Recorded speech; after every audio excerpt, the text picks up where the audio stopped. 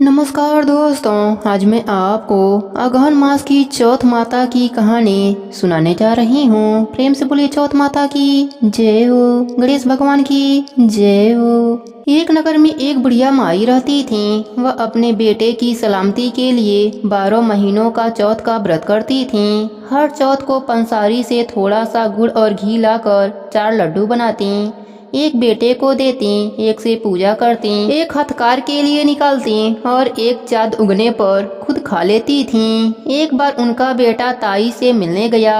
ताई ने भादुड़ी चौथ का व्रत रखा था। ताई से पूछा, माँ तो 12 चौथ करती है। ताई बोली, तेरी माँ तेरी कमाई से तरमाल खाने के लिए 12 चौथ करती है। तू परदेश जाए तो वह एक भी चौथ न करे। लड़के को लगा ताई सच कर रही हैं। घर आकर माँ से कहा, मैं परदेश जा रहा हूँ, यहाँ तू मेरी कमाई खाने पीने में उड़ा देती है। माँ ने समझाकर रोकना चाहा, पर बेटा नहीं माना। माँ ने उसे साथ ले जाने के लिए चौथ माता की आंखें दिए और कहा, मुसीबत में यह आंखें तेरी मदद करेंगे।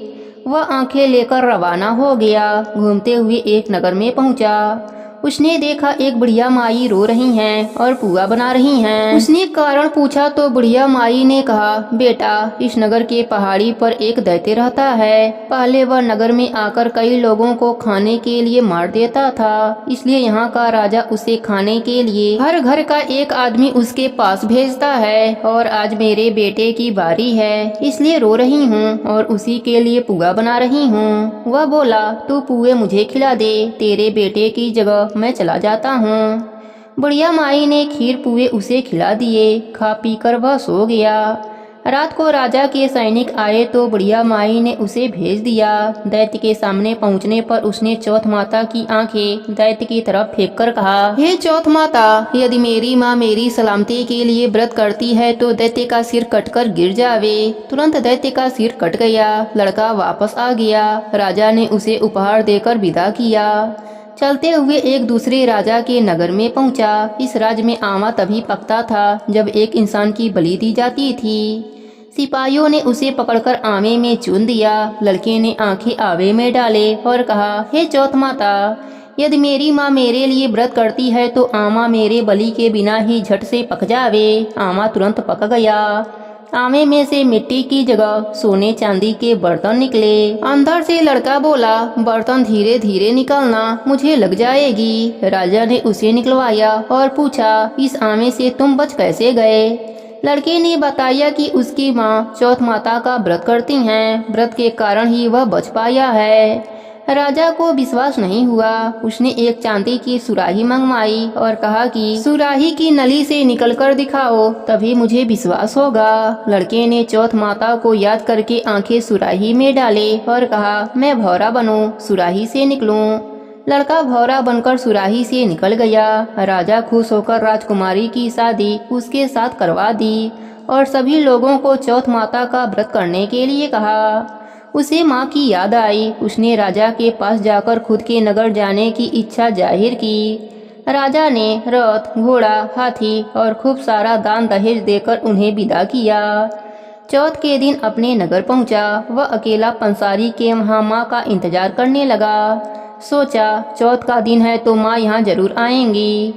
थोड़ी देर बाद लकड़ी टेकती हुई माँ आती दिखी। उसकी माँ की आंखों में जाले आने के कारण दिखना कम हो गया था। लड़के ने जानबूझकर अपना पैर लकड़ी में लगा दिया। कहने लगा, बलरे पूत काटी, मेरे पैर में लगा दी। माँ ने उसे नहीं पहचाना। कहने लगी, भैया मुझे चाहे कितनी भी गाली निकाल लो, पर मेरे बेटे को कुछ मत कहना। बेटा माँ के चरणों में गिर पड़ा। कहा, माँ मैं तेरा ही बेटा हूँ, मुझे माफ कर दो। माँ ने उसे गले से लगा लिया। नगर के लोगों ने विश्वास नहीं किया कि वह उसी का बेटा है। बुढ़िया माँ ने चौथ माता को याद करके कहा, हे चौथ माता, यदि मैं अपने बेटे के लिए व्रत करती हूँ तो मेरे स्तन में दूध भर जावे और उसकी धार मेरे बेटे के मुंह में गिरे। माँ के स्तन से दूध की धार निकलकर बेटे के मुंह में गिरने लगी। लोग चौथ माता की जय जयकार करने लगे। उस नगर के सभी लोग चौथ माता का व्रत करने लगे। हे चौथ माता, जैसे आपने बुढ़िया माई और उनके बेटे की सहायता करी, वैसे ही हमारी भी करना। अपने सभी भक्तों पर अपनी कृपा बनाए रखना। सबके व्रत को पूर्ण करना। कहानी अधूरी हो तो पूरी करना, पूरी हो तो मान रखना। प्रेम से बोलिए चौथ माता की जय हो, गणेश भगवान की जय हो। प्राचीन समय की बात है, एक गांव में सास बहू रहती थीं। उनका बेटा विदेश में नौकरी करने गया था। सास बहू को लाड से रखती थी। एक दिन सास किसी काम से गांव जाने लगी तो बहू से बोली कि बहू, चूल्हे की आंच बुझने मत देना। सास गांव चली गई। चूल्हे की आग बुझ गई। बहू डर के मारे पड़ोस में आंच लेने गई तो पड़ोसन कहानी सुन रही थी। बहू देखकर बोली कि आप क्या कर रही हैं। तब औरतें बोली कि हम चौथ माता की कहानी सुन रहे हैं। तब बहू बोली, इससे क्या होता है। तब औरतें बोली कि चौथ माता अन्य धन, लक्ष्मी, बेटा, पोता सब देती हैं। पति प्रदेश गया वापस आ जाता है, तू भी किया कर। बहू बोली, मैं कैसे करूं, मेरी सास 3 टाइम रोटी देती हैं। औरतें बोली कि 1 टाइम का रोटी गाय के बछड़े को दे दिया कर, दूसरे टाइम की उठाने में गाड़ दिया कर, तीसरे टाइम की अपने लिए रख लिया कर और चूरमा बनाकर चांद देखकर चौथ माता को भोग लगाकर चांद को अर्घ देकर खा लिया कर। बहू बोली ठीक है। ऐसा कहकर बहू चली गई। अगले माह में चौथ का व्रत आया तो उसने वैसा ही व्रत किया। चौथ माता ने सोचा, अगर सतयुग में परिणाम नहीं देंगे तो कलयुग में मुझे कौन मानेगा। चौथ माता सपने में पति से बोली कि घर जा, तुझे सब याद करते हैं। वह एक सेठ के यहाँ मुनीम का काम करता था तो बोला कि लेने वाले लेने आएंगे, देने वाले देने, तो मैं कैसे जाऊं। चौथ माता ने कहा, कल घी का दीपक जलाकर बैठ जाना, देने वाले दे जाएंगे और लेने वाले ले जाएंगे।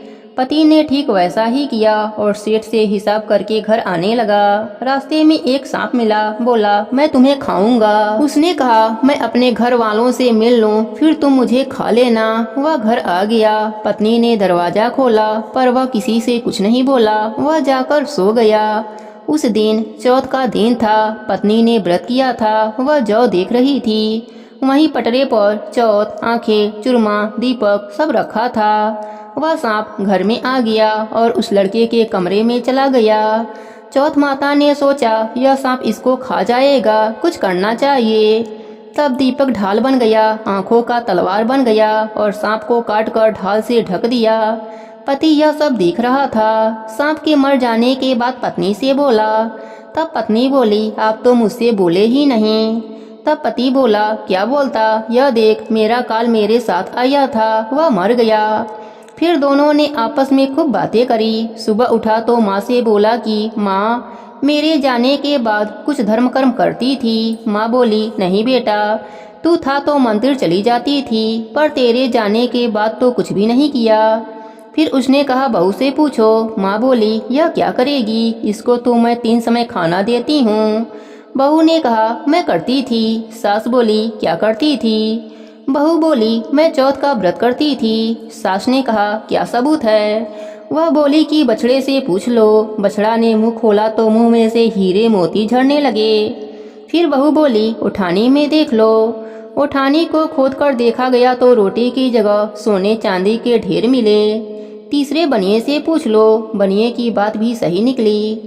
सास बोली, क्या चौथ माता ऐसी हैं। बहू बोली, हाँ, चौथ माता सबका भला करती हैं, सुख सौभाग्य देती हैं, सबकी रक्षा करती हैं। हे चौथ माता, जिस प्रकार आपने बहू पर अपनी कृपा करी, वैसे ही अपने सभी भक्तों पर अपनी कृपा बनाए रखना। कहानी अधूरी हो तो पूरी करना, पूरी हो तो मान रखना, सबके व्रत को पूर्ण करना। प्रेम से बोलिए चौथ माता की जय हो, गणेश भगवान की जय हो। एक सेठ सेठानी थे। उनका एक बेटा और बहू थी। बहू सबको भोजन करा के फिर स्वयं भोजन किया करती थी। एक पड़ोसन ऐसी भी थी जो रोज पूछती कि बहू आज क्या बनाया खाया। बहू कहती, ठंडो बासी। एक दिन उसके पति ने ऐसा सुनकर विचार किया कि आज तो पकवान बनाया जाए, फिर देखें कि मेरी पत्नी क्या कहती है। उसने तरह तरह के पकवान बनवाया और घर के सभी लोगों ने एक साथ बैठकर भोजन किया। आज भी पड़ोसन ने पूछा तो बहू ने कहा, ठंडो बासी। सेठ के लड़के ने सोचा हो ना हो कोई बात अवश्य है जिससे कि मेरी पत्नी ऐसा कहती है। उसने पत्नी से पूछा, तुम रोज ठंडो बासी खाया ऐसा क्यों कहती हो, जबकि हम सबने एक साथ बैठकर कई तरह के पकवान खाए। उसकी पत्नी बोली, आपने जो खाया वह बाप बूढ़ों की कमाई है। जिस दिन आप कमाकर लाओगे उस दिन मैं समझूंगी कि ताज़ा भोजन कर रही हूँ। अब एक दिन लड़के ने माँ से कहा, माँ मैं बड़े शहर में कमाई करने के लिए जा रहा हूँ। माँ बोली, बेटा अपने पास इतना धन है कि खाया नहीं खुटेगा। माँ के मना करने पर भी बेटे ने स्वयं कमाने का दृढ़ निश्चय कर लिया और जाते समय पत्नी से कहा कि जब तक कमाकर बहुत सा धन लेकर न आ जाऊं तुम चूल्हे की आंच बुझने मत देना। एक दिन चूल्हे की आग बुझ गई तो वह मन ही मन घबराने लगी, कहीं मेरे पति पर संकट तो न आन पड़ा। पत्नी जल्दी से पड़ोस में से आंच लाकर चूल्हे में रख दूं ऐसा विचार करके पड़ोस में गई। वहाँ पड़ोसन ने कहा, थोड़ी देर में आकर ले जाना। बहू ने पड़ोसन से पूछा, आप यह व्रत क्यों करती हैं, इससे क्या मिलता है। पड़ोसन ने कहा, चौथ माता के इस व्रत को करने से अन्य लक्ष्मी मिले और सभी मनोकामनाएं पूरी हो जाती हैं। अब बहू भी चौथ माता का व्रत करने लगी। दीवार पर चौथ माता बनाई। उस दिन घी गुड़ का चूरमा बनाकर रात्रि को चंद्रमा को अर्घ देकर भोजन करती थी। ऐसा करते करते बहुत दिन हो गए। चौथ माता ने उस बहू के पति को सपना दिया कि साहूकार का बेटा तू जागे कि सोवे, तेरी पत्नी बहुत याद करती है, घर जाकर उसकी चिंता मिटा। तू दुकान खोलकर काकू केसर का पलगा बना के बैठ जाना, आज तेरा हिसाब किताब चुकता हो जाएगा। अब तो चौथ माता ने जैसा कहा था वैसा ही हुआ। उसने घर जाने की तैयारी कर ली और गाड़ी भर के धन दौलत लेकर चल दिया। रास्ते में एक बड़ा सा काला नाग फन फैलाए बैठ गया, कहने लगा, आज मैं तुझे डसूंगा, छोड़ूंगा नहीं, आज तेरी आयु पूरी हो गई है। सेठ के लड़के ने कहा, आज चौथ माता ने मुझे सपना दिया तो मैं पत्नी से मिलने घर जा रहा हूँ। वहाँ मेरी पत्नी बहुत चिंता कर रही है, मैं उससे मिलकर जरूर आऊँगा, तब तुम मुझे डस लेना। नाग ने कहा, तुम शपथ पूर्वक कहकर जाओ तो मैं तुम्हें जाने दूंगा, परंतु लौटकर नहीं आए तो तुम्हारे घर आकर मैं तुम्हें डस लूंगा। इस प्रकार सर्प को वचन देकर वह अपने घर पहुंचा। वहां सभी से हंसी खुशी से मिला और भोजन करने उदास होकर बैठ गया। उसकी पत्नी उदास होने का कारण पूछा तो पति ने काले नाग वाली बात बताते हुए कहा, यदि मैं उसके पास नहीं जाऊंगा तो वह घर आकर ही मुझे डस लेगा। पत्नी बहुत चतुर थी। उसने कहा कि आप घबराना नहीं, जाकर सो जाइए, मैं एक उपाय करती हूँ। पत्नी ने कमरे की 7 पेढ़ी धोई। पहली पेढ़ी पर रेत, दूसरी पर इत्र, तीसरी पर गुलाल फूल, चौथी पर कक्कू केसर, 5वीं पर लड्डू पेड़ा, 6वीं पर गादी गलीचा और 7वीं पेढ़ी पर दूध का कटोरा भरकर रख दिया। इस प्रकार वह 7 ही पेढ़ी सजाकर बैठ गई। आधी रात होते ही नाग आकर पेढ़ी चढ़ने लगा। पहली पेढ़ी पर रेत में लौट गया और कहने लगा कि सेठ की बहू आराम तो बहुत दिया है, पर बचनों से बंधा हूँ सो डसूंगा अवश्य ही। इसी प्रकार 7 पेढ़ियों पर नाग आराम करता हुआ और कहता हुआ कि डसूंगा जरूर कमरे में जाने ही वाला था कि चौथ माता ने विचार किया कि मैं इसे नहीं बचाऊंगी तो संसार में धर्म कर्म और व्रत पूजन को कौन मानेगा। अब गणेश जी, चंद्रमा जी और चौथ माता ने उसे बचाने का विचार बनाया। चंद्रमा जी उजाला किए, चौथ माता ढाल बनी और गणेश जी ने तलवार लेकर नाग को मार दिया और ढाल से ढक दिया। अब बहू भी थकी हारी सो गई। दिन उगा तो लोग बेटे से मिलने आए, परंतु बेटा बहू तो उठे ही नहीं थे। बहुत देर हो गई तो माँ उन्हें उठाने गई। माँ ने 7 पेड़ियों पर जो कुछ देखा तो बहुत घबराई और बेटा बहू को आवाज लगाने लगी। बेटा बहू उठे तो देखा कि एक ढाल तलवार वहीं पड़ी है। अब ढाल उठाई तो वही काला नाग मरा हुआ पड़ा है। बेटा बहू ने सोचा कि आज तो धर्म कर्म ही आड़े आए, जो गणेश भगवान और चौथ माता ने अपनी रक्षा करी। हे चौथ माता, जैसे आपने सेठ के बेटे की रक्षा करी वैसे ही अपने सभी भक्तों पर अपनी कृपा बनाए रखना, सबके व्रत को पूर्ण करना। कहानी अधूरी हो तो पूरी करना, पूरी हो तो मान रखना। प्रेम से बोलिए चौथ माता की जय हो, गणेश भगवान की जय हो।